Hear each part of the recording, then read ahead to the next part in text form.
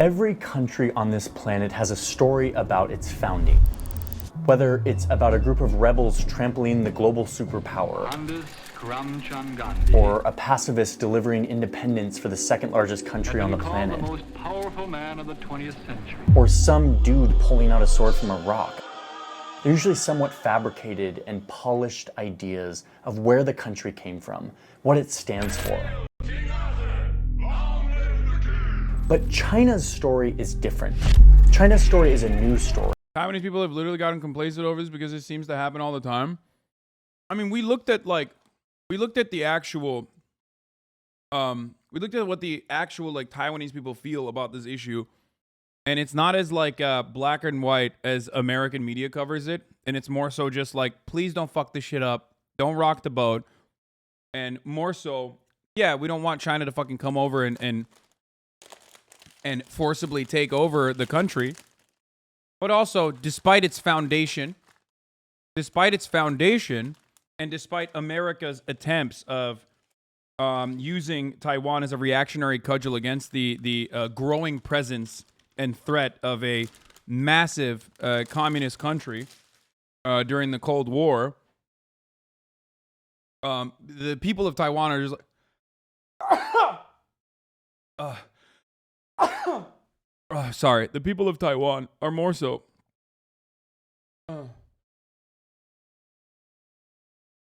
in the business of, business as usual. Keep things the way they are. Taiwan enjoys freedom from the CCP, but recognizes it is one people with the Chinese people. And it is tightly controlled. It's a story that is being used as a weapon to subjugate millions of people, to eliminate ancient cultures, to expand China's borders farther than they've ever pushed before. It's a founding myth that can't be challenged within China, and it has been so heavily peddled and thoroughly implanted into the Chinese psyche that most people believe that China actually looks like this, and that it has always looked like this. But China doesn't look like this. China actually looks a lot more like this. But only if you look at the real history, the facts and the evidence, which is something you can't really do within China. So instead, the Communist Party has created and weaponized the myth of this over the past 70 years to erase these borders, to build islands, to threaten neighbors, and to undertake one of the largest assimilation projects. Bro, this is a fire video. This is a fire video. In human history. It's a project that has cost them trillions of dollars and has been responsible for countless horrific human rights violations. Listen, my controversial position on this is that, like, I'd rather have people that are invested in regional dominance. I'd rather have global superpowers be more invested in regional dominance rather than fucking global dominance in the form of what America is doing. Okay? If both things are wrong, and there are morally abhorrent aspects of said realities, okay? I'd rather have people fucking deal with their own shit in their own backyard rather than what America does, which is deal in China's backyard. The fuck? What do you mean? You can't fucking simultaneously be an American guy and turn around and be like, wow, I can't believe China is like building fucking islands and shit and expanding its territorial control. That's so crazy, which is why us, the United States of America, need to do something about it. Bro, do you know where you are on the map? What the fuck do you mean?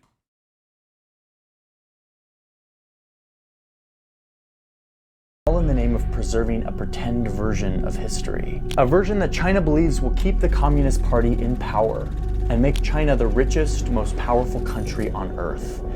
And what's scary is it just might work. This is the history of the CCP. Xi Jinping does not want you to know. Several mosques have been destroyed in China's far western region of Xinjiang. Xinjiang, one of Xinjiang's holiest sites, is not only cracking down on Muslims, but on other religions as well. One of the most common sights is the Chinese leader's smiling face. One of the world's most ambitious construction projects is going on in secret. Will not let foreign journalists visit those islands in the South China Sea. 我完全统一而奋斗。 CPC is actually giving Taiwan really favorable options, to be honest. Taiwan having its own military, no mainland officials there, but Taiwan officials welcome into the CPC. There's a cultural dimension to it where it's about face. They want to put the nail in the coffin of the century of humiliation.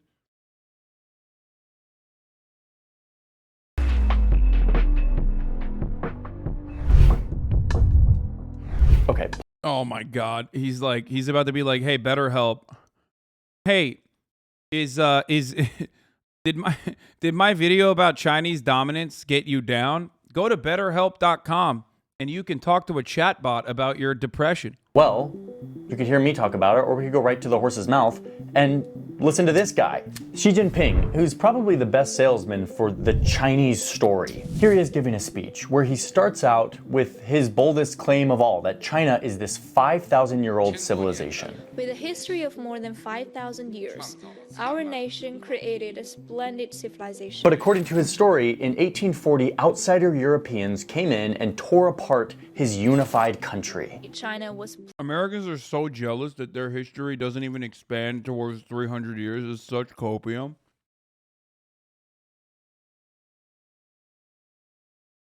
You're literally just jealous at this point. Like, I'm sorry. I'm sorry that the world's greatest superpower currently, okay, not for long, but currently only has like a fucking 200 plus year history, and it was founded by a bunch of fucking psychotic, you know, penal colony survivors, okay? Wanted to do rapes and slavery and genocide. I'm sorry that like you know, America doesn't have a robust history that goes beyond that. He's like, oh man, I can't believe this. Like, yeah, it's one of the oldest fucking empires. Like, what are we talking about? Plunged into the darkness of domestic turmoil and foreign aggression. And now China is fighting back. We must be ready to fight, build our ability, and keep striving to secure new victories in this struggle. So the modern Communist Party of China is engaged in a project to restore the greatness of China, to make China great again. Okay, right, but this is just a political speech. Wait, so it's only wrong when other countries kill Muslims? No, what China did is fucking completely unacceptable in Xinjiang. Completely. Make no mistake. I've talked about this many, many times over. I've criticized Chinese, the Chinese treatment of Uyghurs many, many times. That's not up for debate or discussion. I'm talking about something entirely separate from that. Speech. Why do we care if this guy's romanticizing the history a little bit? It doesn't really matter, right? No, actually, it does matter. Bam. Take a chill pill. What I want to show you is that Xi Jinping and the Communist Party use this story to justify terrible things. Mass assimilation of people to be controlled by the central government of Beijing. So to do this, let me just quickly go back and we can do a time lapse of this region of Asia and what it looked like over the past few thousand years to sort of fact-check Xi Jinping. Here is China, cradle of civilization in Asia. What we think of as Chinese culture or Chinese civilization It's really fucked up. They should have just let Japan take over. They should just let our trade partners cut China apart and just control it. Much more favorable that way. You know. That's what we should have. That's what we should have kept it as. has up, indeed honestly been around for thousands of years.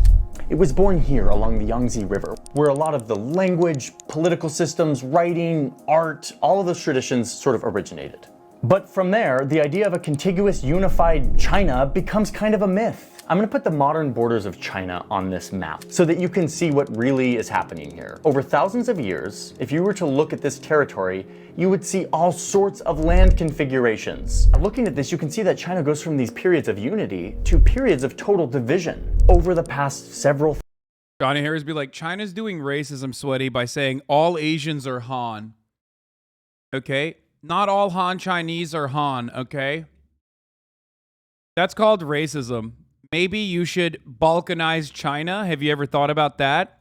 1,000 years, China has gone from a bunch of divided kingdoms to periods of total unity where lots of good things happen. Technology, agriculture, unity, power. During times of division, bad things happened. The country was in chaos, there was destruction, there was war, there was...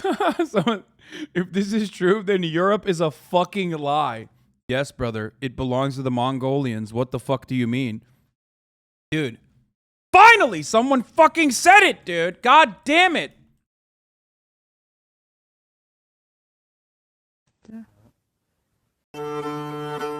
Fucking finally, dude. Europe is a lie. It's just a string of barbarians that they fucking hold together with ticker tape and pedophilia and incest. The truth is that the Golden Horde owns Europe in its entirety. It belongs to the brave warriors from the steppes.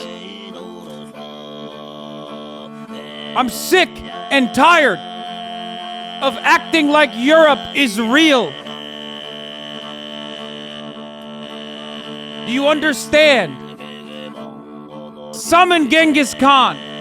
Summon Attila. And take over and restore order to the Angloid horde that has taken over separated Turkic land. It's called Western Mongolia, damn it.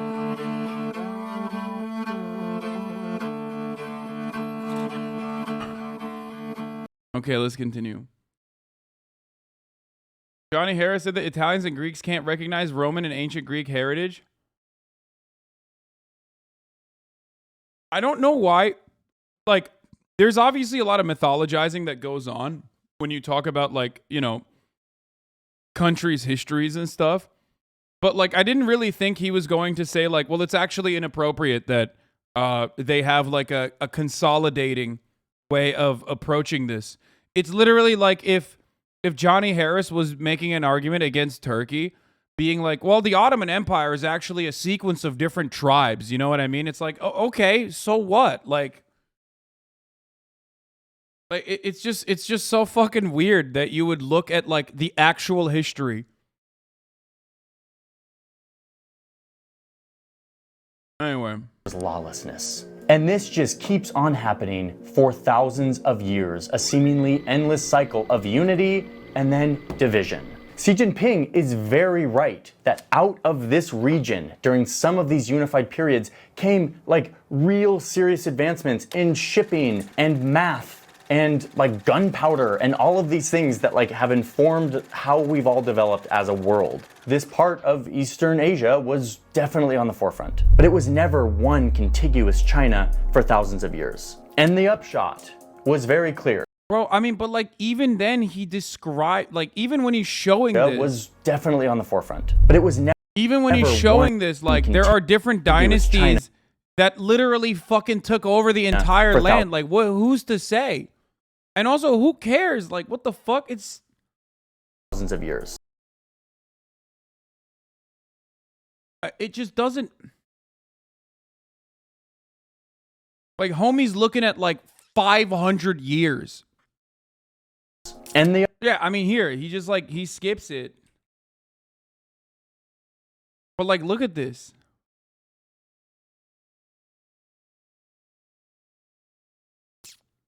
It's a filler video, dude. You keep being surprised by shitty writing quality of Harris.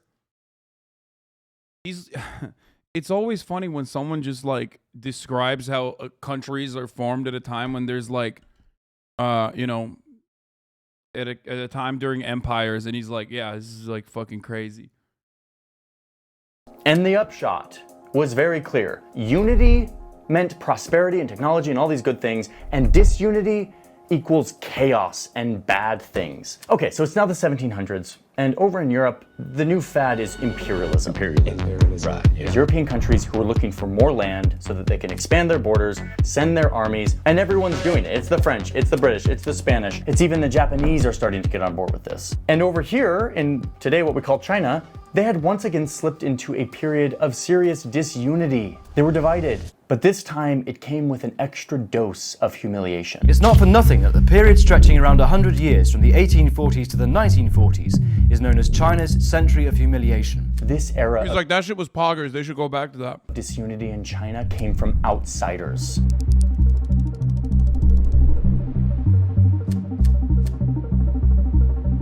You can see this political cartoon, all of these barbarians at the door vying to carve up and slice up China for their own profit.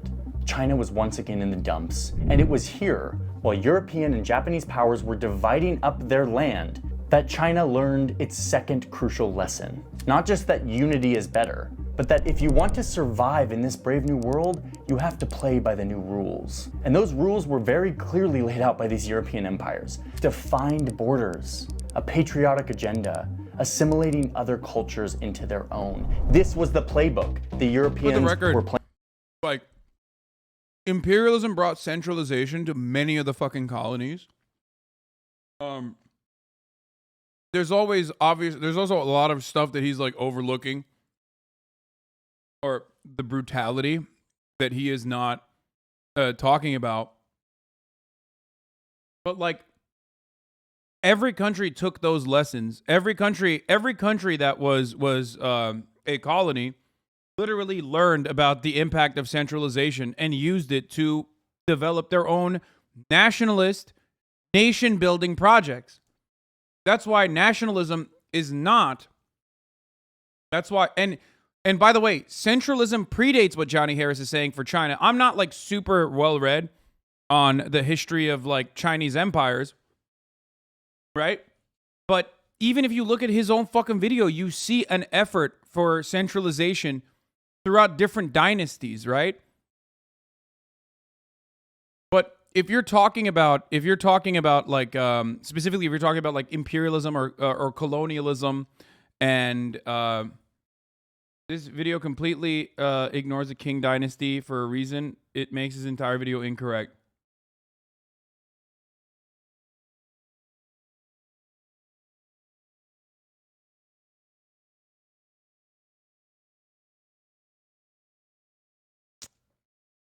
Even without that, pronounced Qing dynasty. Okay, even without that, it still betrays the main argument that he's trying to make, which is like centralization came at the cost of like I guess survival from imperialism. Playing by, and it was working.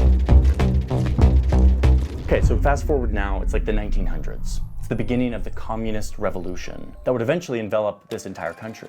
The communist leaders were small still at this point, and they used this century of humiliation and division, as well as this general lesson of unity equals prosperity, to rally the people for a new cause. The revolutionaries are like, we've been sliced up and divided by all of these foreign powers, and when we're divided, we fail. Remember? Exhibit A, B, and C. So these communist leaders went off and created this grand vision of a united China. A story that China had actually always been united. They framed it in terms of this former glory of what China used to be. What it was before the outsiders came in. A grandiose vision of the past that never really existed.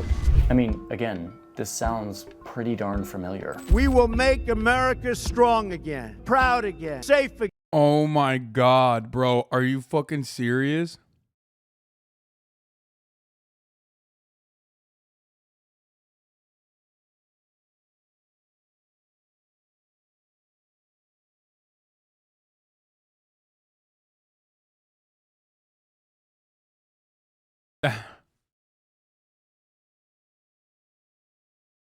He's comparing a real estate developer television host to Mao. That's awesome. Again, great again. And that became the grand plan of the Communist Revolution in China, to make China united again, despite the fact that China had never really been fully united. Not like this, but the story, this vision, was a potent rallying cry. China would never be cut up again, never humiliated. They would have defined borders, ethnic purity, cultural assimilation. And so for the last 70 years, that's the great project that China and the Communist Party have been undertaking, creating their own great empire controlled by a central authority. This project has coincided with China getting rich, pulling 100 million people out of poverty and becoming a global superpower, all just in a few decades. All of this. Okay, but like, this reads almost like pro-Trump. Like the way I look at this video, like if you don't have like a automatic anti-China predisposition, it literally reads like promotional material for Chinese prosperity as a consequence of like their anti-imperialist endeavors, which is of course not how most people are going to approach this subject matter, because they're like China bad across the board. But like you could unironically be like, yeah, no, Trump is actually good because he's also anti-imperialist. Or comparing China to Chinese nationalist efforts in nation building after being gutted by a century of imperialists destroying it and carving out their lands, to Donald Trump.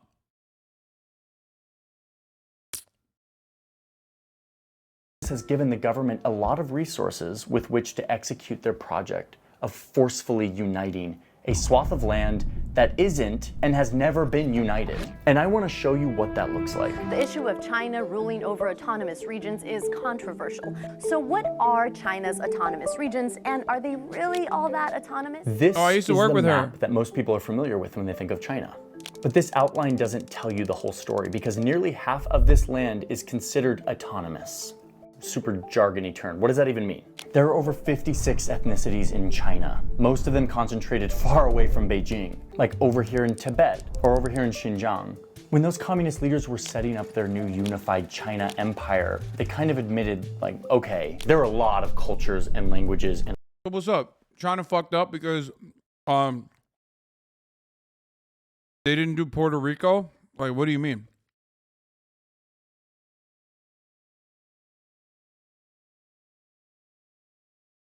I mean, I guess he's like I'm sure he's like pro Puerto Rican liberation as well, probably. Hawaii. I mean, fucking half the states, brother. Like, what do you mean? Like, we are the United States of America.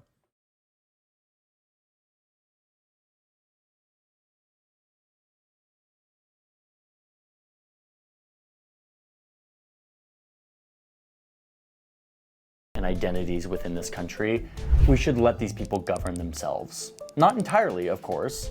They still have to answer to Beijing with certain things, but they would have autonomy, autonomous regions. But many of these semi-autonomous regions, like Xinjiang, Tibet, and Southern Mongolia, these places were never originally a part of any conception of China. They were forcefully absorbed by the Chinese Communist Party during its nation-building project, like in the past 70 years. Okay, let's get specific here. Xinjiang is a region that is very far from Beijing, not just geographically, but also culturally. It is a huge region, roughly the size of Alaska, has 25 million people, and half of those people... Listen, I'm an advocate for allowing different like ethnic enclaves or autonomous regions to exist, especially if the people in it choose to separate. Okay. But he's talking about fucking like he's literally talking about fucking what do you call it? Like a nation state that existed like 1,000 years ago. No, not like tea time, but like, I mean, he's making it seem as though like there is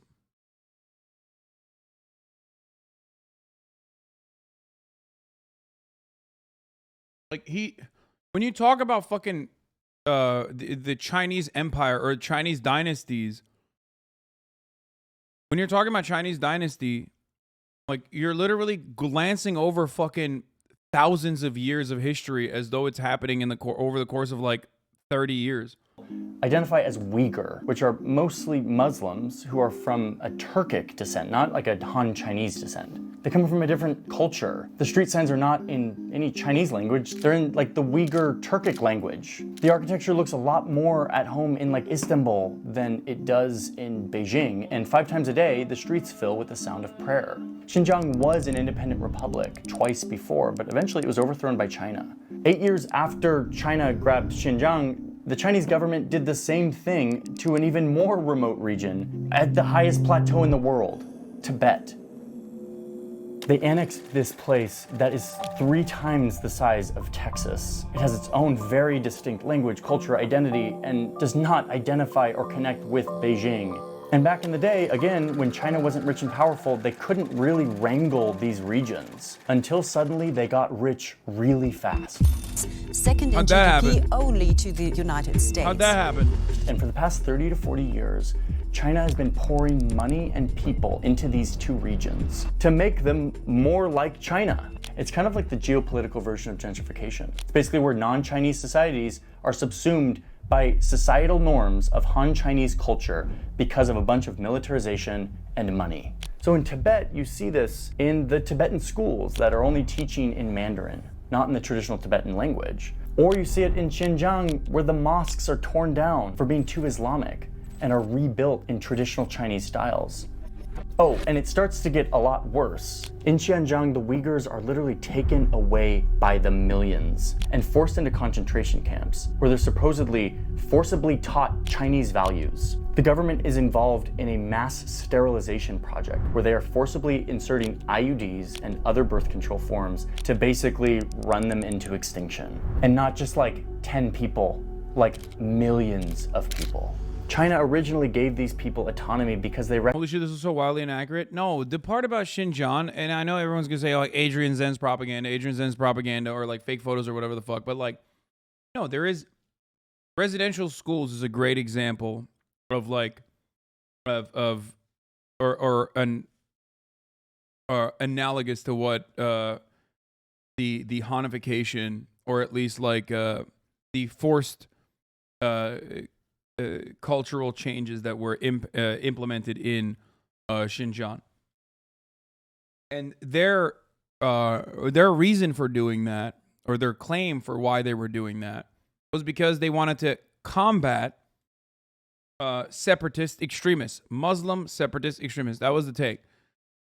So much so that like Xi Jinping, everyone's favorite supreme leader, quite literally openly stated that they had learned how to deal with Muslim separatist extremism from the United States of America. This is a real fucking quote from Xi Jinping. Okay? So the idea that that is not the case is ridiculous.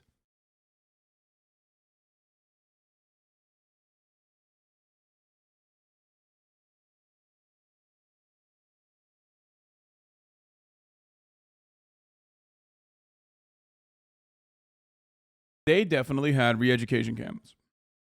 They did. Not inaccurate chat. China is literally modern day Reich. No. Left is spamming about tankies in a chat room. Just admit you're a delusional child who only cares about aesthetics. Every country has expanded its borders under similar protocols. The only difference is China is doing it right now, and they're doing it as a nation state that is against the United States of America. Worse than that, they are a nation state most likely to overtake the U.S. global hegemonic power. That is precisely why you see so much anger and resentment. It does not make it appropriate. This does not make it acceptable, okay? And it certainly does not. But you don't have to fucking cope for it. It doesn't make it okay. But you don't have to also, turn around and try to justify it. Recognize that they had... It's fine for Israel, though? No, of course not. Of course it's not fine for Israel either. Their own culture, and they wanted to retain it. But now, they've totally thrown that deal out the window. The way this presents most commonly in these regions is just the presence of military and police. There are checkpoints everywhere. There's restricted movement. There's constant surveillance. And every year that passes by, it becomes harder. These people resist. They fight back. They commit acts of terror. And in response, China sends more military, more police, and more surveillance equipment. In 2018, that part China ended spent already. $10 billion in security. What he's describing is done already. They have successfully culturally cleansed Xinjiang. And that's not my takes as a China defender or anything like that, but absolutely the Associated Press's take. The Associated Press, a couple months ago, came out with an article saying that the what do you call it? That the trade schools, which were re-education camps, had closed up their fucking doors, and that they had turned Xinjiang's like once robust culture of Uyghur Muslims and Uyghur Muslim existence into a Disneyland ride.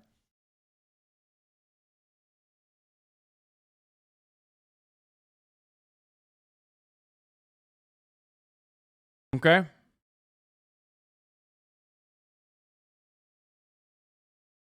But let's continue. In Xinjiang. That's almost double the year before and 10 times as much as it was 10 years previous. $3 billion of those dollars go into these re-education camps. That's 4 times more than the previous year. I mean, it's ramping up. They're pouring money into these regions. Per person, China spends 3,100 yuan on security in Tibet, 2,400 in Xinjiang per person. Compare that to the national average of 763 yuan per person, and you can see that every single person in these regions is worth a lot more in terms of... Okay.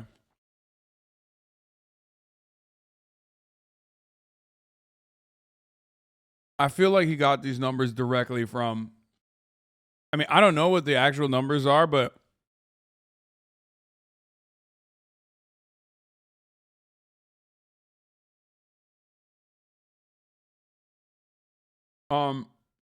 surveillance state still very much exists all over China, especially so in Xinjiang. The spending is not over. Paywall articles, so archive. Oh, yeah. Oh, no, for sure. For sure. The Chinese surveillance state in Xinjiang is fucking insane. It sounds like you defend China's ethnic cleansing in Xinjiang because you refuse to play the top of the hour ad break, a crime against humanity. Fuck you. Fuck you.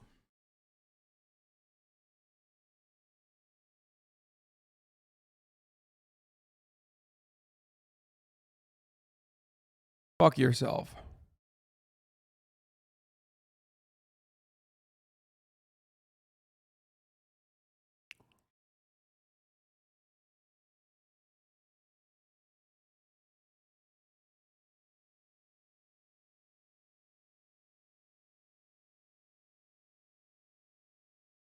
At the top of the hour, there's a 6-second ad break. If you no longer want to see those ads, all you need to do is subscribe, which you can do for $5.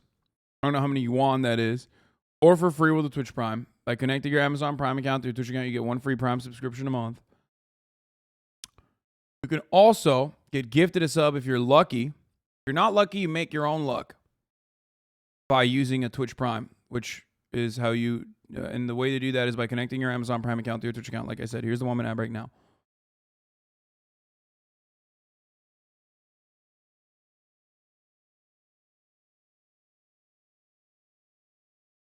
One chat, 2 systems. For the record, as far as like China's surveillance state, the original inception of the surveillance state in Xinjiang is absolutely infinitely more suppressive than the world's largest CCTV per capita area, which is London. Even higher than fucking Xinjiang, for the record, for those of you who don't know. It is. It literally is higher. There are more cameras per capita inside of London than there are in Xinjiang. However, the way that they utilize the surveillance state in Xinjiang is significantly more oppressive. That does not change the reality that, like, the same security concerns or the same argument that Johnny Harris is making, you could quite literally make in this day and age towards the United States of America and its own police force. The reason why I'm mentioning this is not to defend China, but instead to help you understand that this is a fundamental role of what nation states do. Okay? This is just what one thing that people always do. One thing that people always fucking love to do when they're talking about a country that is seen as like a foreign adversary, especially in the West, is to basically take things that we here in the United States of America criticize about the United States, okay, and then apply it to China or apply it to Russia in the exact same fucking lens. Like, New York Times, when talking about China, sounds like a fucking, like, straight up crusty anarchist.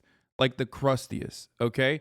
They will literally look at, like, they'll write an article about a museum and be like, I can't believe they are whitewashing their history. It's like, motherfucker, you're the New York Times. What is your purpose on this planet if not to do that exact same thing, but for America and American history? Right? So, when you are criticizing China, if you want to criticize it like you are a leftist Chinese person, okay, then you have to still understand that the exact same things that they're doing, America is doing and has done and continues to do, okay, which is my criticisms of China. My criticism of China revolve around what the same exact aspects that America engages in that I despise. Okay, another white dude ranting about China. Yeah, I know. I'm another white dude. Oh, xenophobia. Shut the fuck up, bitch. China's the most powerful nation on the planet. Suck my dick. I love, by the way, that unironically is the same exact bullshit that like conservatives do. Oh man, you're being fucking, you're being real anti-Christian white right now. Like, what do you mean? They fucking dominate, bitch. What are you talking about? And I don't even hate it. Like, I don't even have a problem. I love high-speed rail. Shut the fuck up. You can't hit me with that fucking xenophobic bullshit, especially when China belongs to the fucking... A great wall was built. They called it the greatest wall. One that could be seen from the sky. The Turanist forces and the Khanate, the Golden Horde. That's who China truly belongs to. Do you understand? We will tear down those walls and we will rid China of its Chinese influence to restore order to the true mandate of heaven. Göktürk. The real mandate of heaven is that China and all of those lands belong to the warriors of the steppe. Okay, I gotta stop doing this. All right, let's continue. The cost of making them assimilate. So the question is why? Why is China doing this? Why are they investing so much money into occupying and forcibly assimilating these people? Well, there are several geopolitical and economic reasons why the Communist Party wants to do this. First off, the resources. Xinjiang produces 87% of the country's cotton, for example. And when it comes to Tibet, you can see that they provide a buffer between China and India. Tibet also has the largest freshwater supply in the world, given where they are so high up. China also uses these regions as a part of their big infrastructure initiative, the Belt and Road Initiative. They use infrastructure to connect these regions to continue to fortify their economic. This is my favorite take.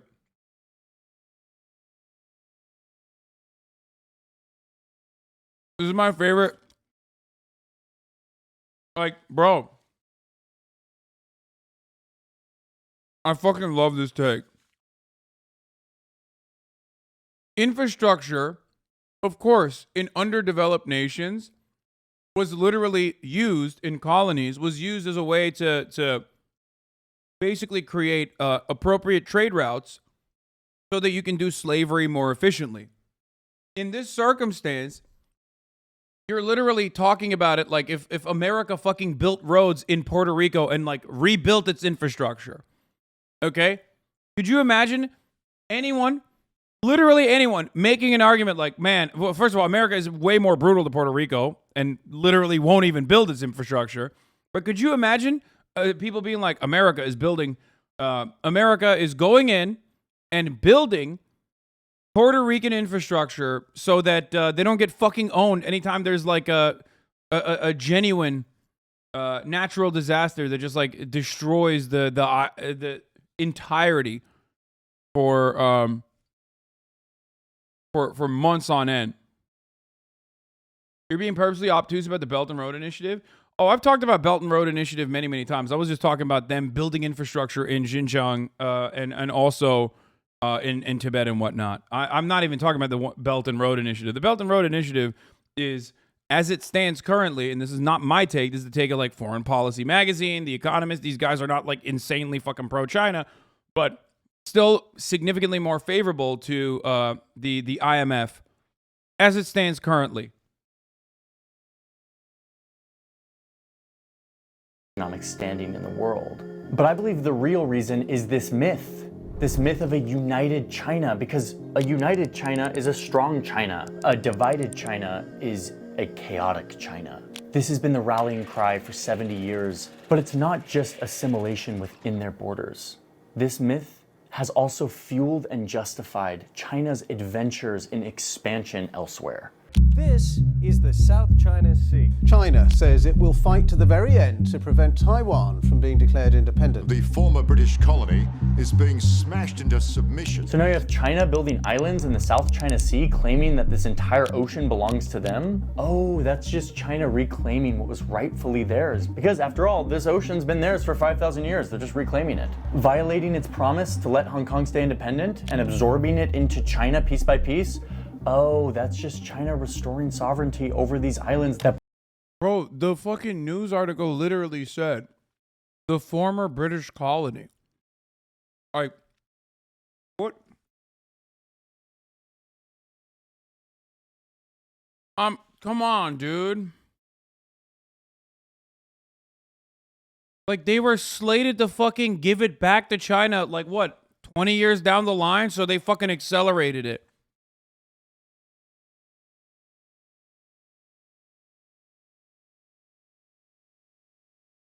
Britain stole in like the 1800s. How about an invasion of Taiwan oh my God.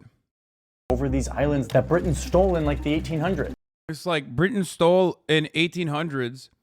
That's you know, I guess that's not something you should be considering. You know, that was so long ago. You might as well let it be the way it is.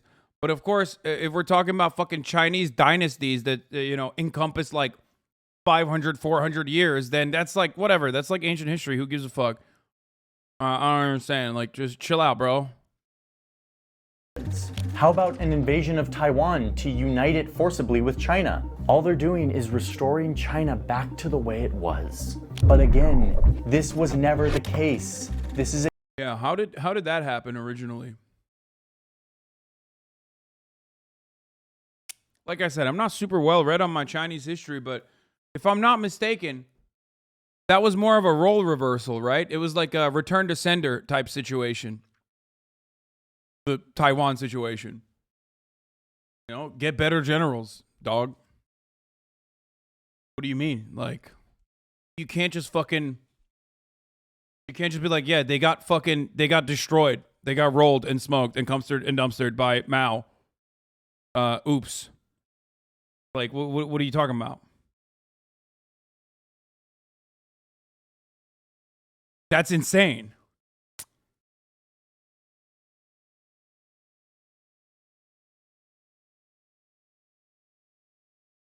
A story constructed 70 years ago to unify a country that was on the brink of collapse. This story today is weaponized and used by Xi Jinping and the Communist Party to justify almost everything that they're doing. Achieving national rejuvenation will be no walk in the park.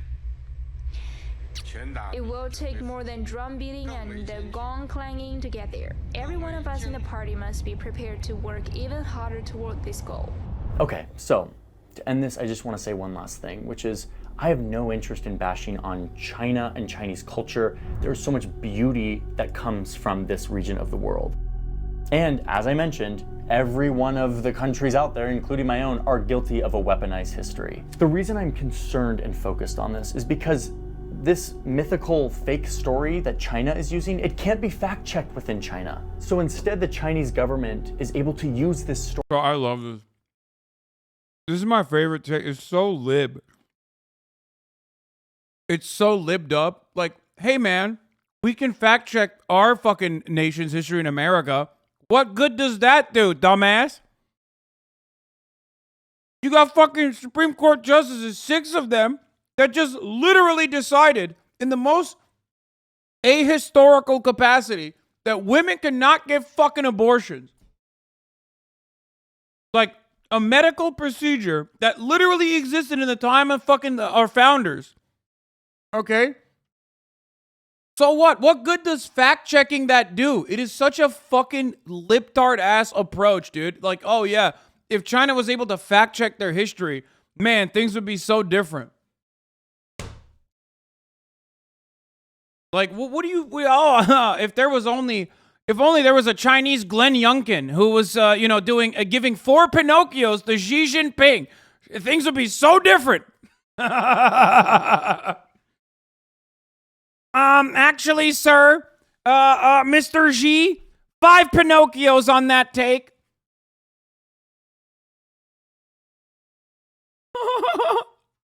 That's awesome.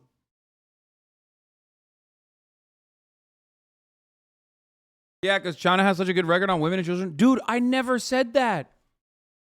Right now, we are united in shitting on people thinking that being able to fact check the government is going to change the fucking course of capitalist or supposedly communist governments. You're misunderstanding what I'm saying completely or wholeheartedly.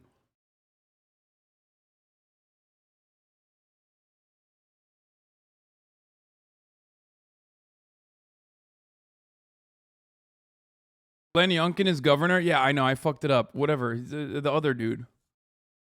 There was a guy, remember the one that like fact-checked Bernie Sanders' false claims about Medicare for all? That's what I'm talking about.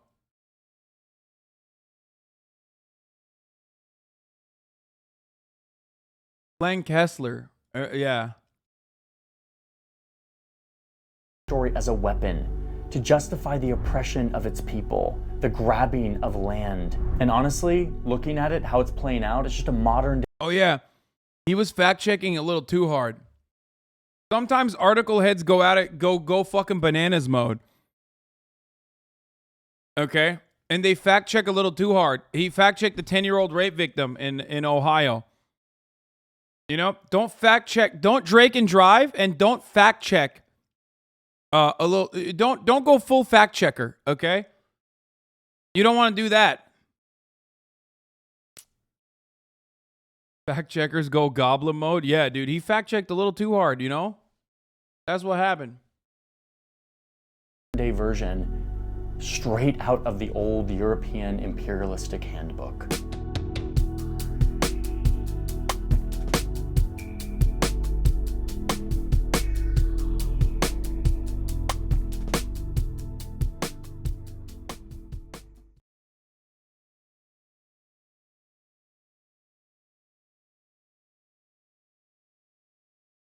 Yeah.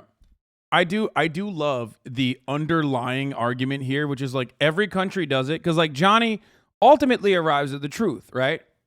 Something that I have mentioned time and time again as well. That like every country has done this. It's a part of nation building. You create a fucking overarching mythology, right?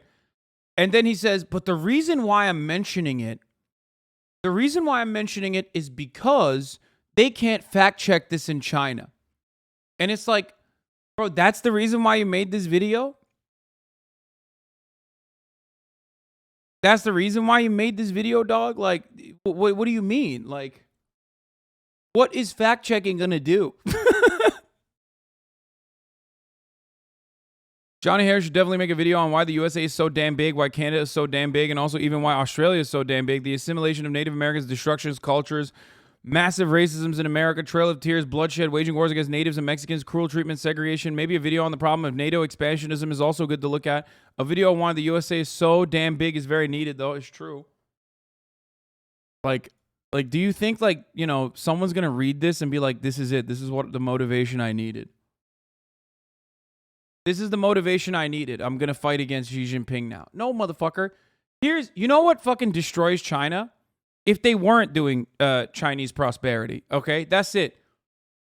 This is centuries of fucking history. People have revolted against prior forms of government many, many times over. If they weren't fucking building infrastructure, then they would be getting their shit pushed in.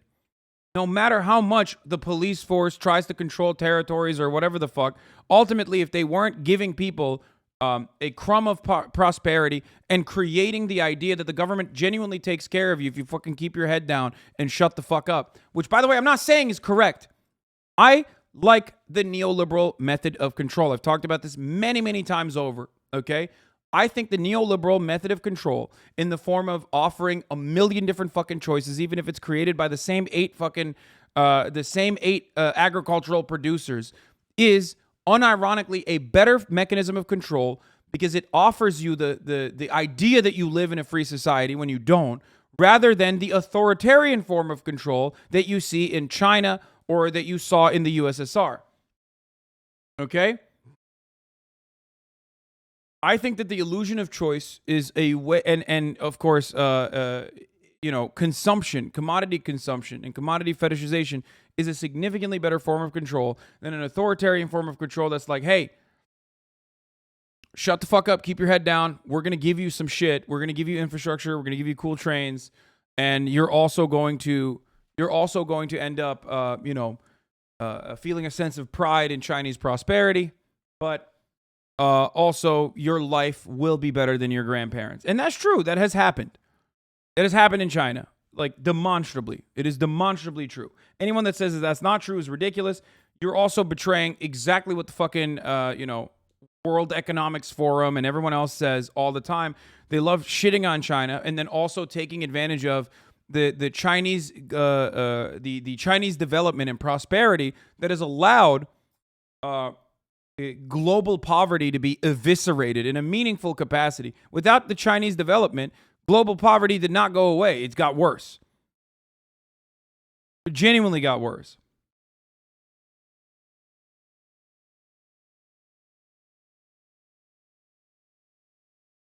Chatter wasn't wrong. The Qing dynasty was kind of huge. Yes.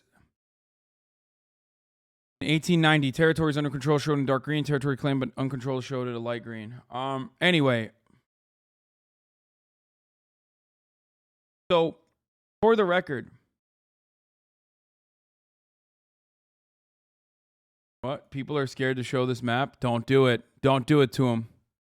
Don't do it to them. Bro, stop. Stop playing with me, dude.